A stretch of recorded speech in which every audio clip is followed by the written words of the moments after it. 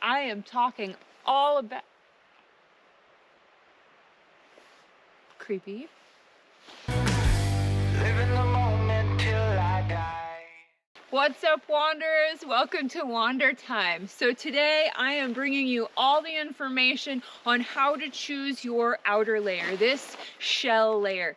There are so many options out there. I wanted to make sure you guys understood the features of each, so when you're making this investment for yourself, you are making it personalized to you, but also knowing that you're spending your money wisely.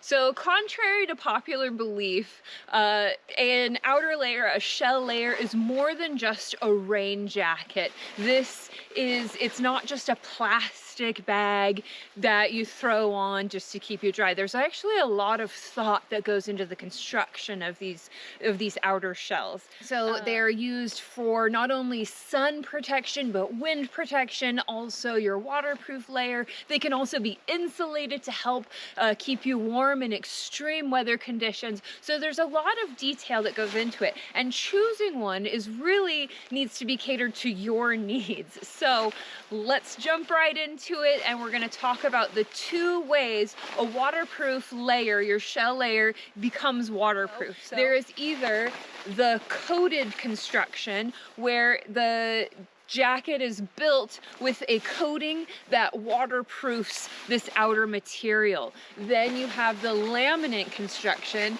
which they take multiple layers, and then typically that center layer is a waterproof material such as Gore-Tex. So there's two constructions. There are benefits and drawbacks to each. The drawback to the coated layer is that eventually that coating wears off, and you have to buy product, wash in or spray on product to re-waterproof that material. That's typically a lower price point, which is great, especially if, it's just for casual wear, and you're perfectly comfortable washing and making sure it's up to date and ready to go each year. When it comes to the multi-layer jackets, typically that center layer is going to be a really waterproof and yet breathable layer. One of the major things to consider when you're choosing a shell is how breathable it is. Now, a lot of people will go for jackets based solely on how waterproof is it? How am I going to keep this rain out? How am I going to keep the snow out?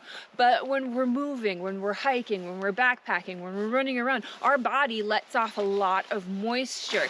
And when that warm moisture from our body meets the cold air outside, or vice versa, there's this condensation buildup. And the last thing you want is that condensation to build up inside of your jacket, because that's defeating the purpose. Now, all of your under layers, all of your warm layers are getting wet. So breathability is very important. So both of these jackets have a Gore-Tex layer. And the beauty behind Gore-Tex is it has thousands of tiny holes per square inch. And what that does is that allows the moisture to evaporate and be released from our body, but the holes are too small for like raindrops to get in. And this is a perfect example. It's a very misty, rainy day here in the Pacific Northwest. So as those raindrops hit it, it can't soak through. It'll bead off, whereas those holes still allow the moisture from our body to be released, which is going to keep us dry and warm and comfortable, which is the whole point. So another thing to consider is the weight of our jacket. So this is catered to what our needs are. So if you're going on a backpacking trip and weight is a huge concern, but you're not going to be in severe winter weather conditions, then an ultralight option is really great. You don't want something too heavy. You want things that can pack down really small when you don't need them and aren't going to add too much for your load.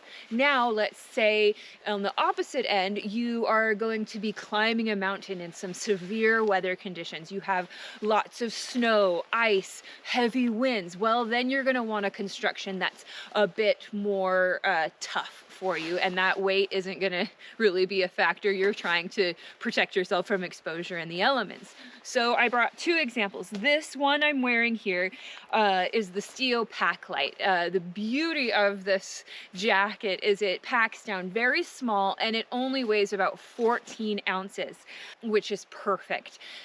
Perfect for backpacking, perfect for day trips. It's gonna keep you dry and comfortable. Now, if I were going on a mountaineering expedition, I'm gonna go climb Mount St. Helens or Mount Hood in the winter, this would not be the best option. It's not heavy enough. So I brought as an example this Mountain Hardwear jacket. This is a lot tougher construction. And what is the difference? Well, this outer layer of the Stio is polyester, which makes it lighter weight. It's a lot more movable, softer, and it's very comfortable. The outer layer of this Mountain Hardwear is actually nylon, which makes it very tough. It can take a lot more of a beating and it's gonna protect you a lot more from the elements. So that's a couple of the differences here. Another difference is this pack light is a double layer. So I have a Gore-Tex layer and then I have that polyester layer on the outside, which is just right. That's how they kept the weight down, is just doing a double layer, very waterproof material.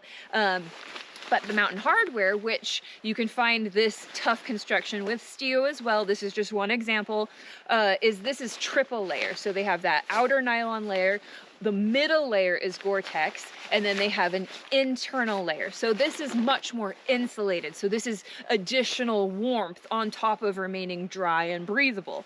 All right, so another feature, as these jackets are built, they are built with panels to create the shape and fit of them.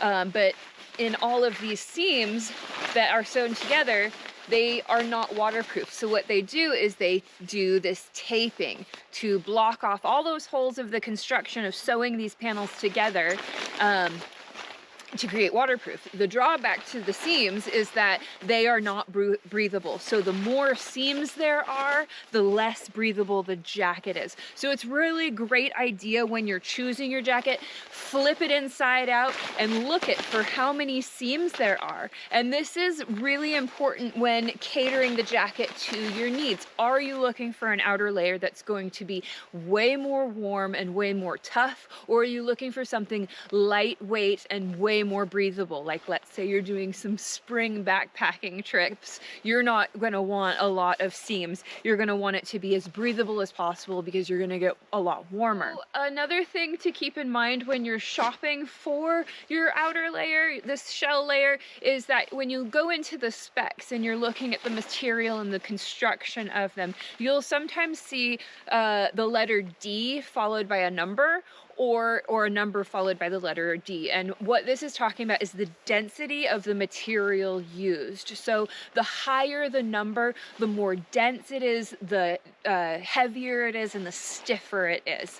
Now, for comparison, this is the Mountain Hardwear. This is a very heavy constructed nylon material. It got a D rating of 80. Very high, tough, stiff, can take a lot of beating, very strong material. But the Stio Pack Light, which is polyester, actually got a rating of 75.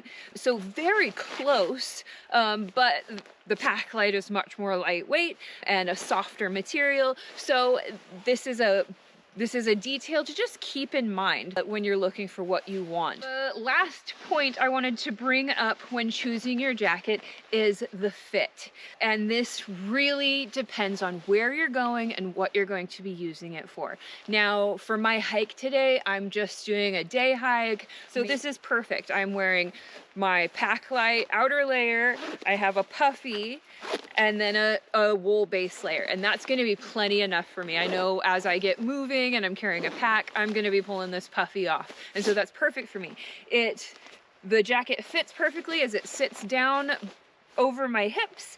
The sleeves are long enough, I can move easily, it's very comfortable. But if I were going up into deep snow and very, very cold conditions, I would want to be wearing a bigger jacket because I would want absolutely another layer on underneath, and I want to still be comfortable. I don't want to feel stiff and tight in there with more layers.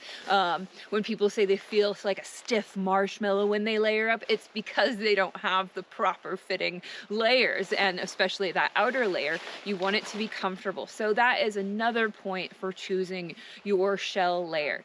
Typically, I want to always be sharing that, you know, price point is a huge factor. I love the Stio because it's a great price point for a really versatile jacket, but when it comes to this outer layer, I think it's really important to invest wisely. There are some things you can get away with when it comes to outdoors, and I really want to make sure that the price point fits everyone, but there's just a couple things that it's worth it to make a larger investment in. Your shell outer layer being one of them, and footwear being another. Footwear's for another video. So I'm gonna say, if you're going to be making an investment in your outdoor gear, make sure you're investing in a really quality outer layer that's gonna last you a long time. So that is all for the outer layer presentation. I hope you found some value in this video. I did a bunch of research for you guys because I really wanted to make sure I was giving good, solid advice. If you have any questions or some more advice for me, drop that ish in the comments. Let me know. I'd love to hear from you. And be sure to check out next week's video. Like, comment, subscribe, and I will see you on the next wandering.